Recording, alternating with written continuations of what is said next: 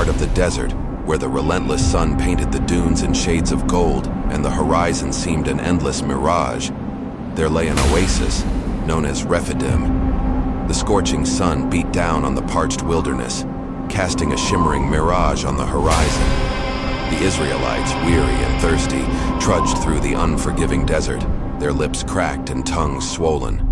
Moses, their leader, marched ahead, burdened by the responsibility of guiding his people to the promised land. As they journeyed, the grumbling among the Israelites grew louder. "Are we to die of thirst in this wilderness?" cried one. "Why did you bring us out of Egypt, Moses, to lead us into this desolation?" accused another. Moses, feeling the weight of their desperation, turned to the Lord. "What shall I do for this people? They are ready to stone me." The Lord, in his infinite wisdom, spoke to Moses. "Go on ahead of the people and take with you some of the elders of Israel, take in your hand the staff with which you struck the Nile, and go. Behold, I will stand before you there on the rock at Horeb, and you shall strike the rock, and water shall come out of it, and the people will drink." With a newfound purpose, Moses gathered the elders and approached the towering rock at Horeb. He raised his staff, the same staff that had witnessed the miracles in Egypt, and struck the rock with a mighty blow. A rumble echoed through the desert, and suddenly a gush of water burst forth, cascading down the rock, forming a pool at its base. The people, witnessing the miraculous provision, erupted in joy. Thirsty mouths were quenched, and weary bodies were rejuvenated. The oasis at Rephidim became a symbol of God's mercy and provision in the midst of adversity. Emboldened by this divine intervention, the Israelites continued their journey, their faith in Moses and the Lord renewed. However, their path was not without challenges. As they ventured deeper into the wilderness, they encountered a formidable foe, the Amalekites. News of the approaching threat reached Moses, and he knew that the people needed protection.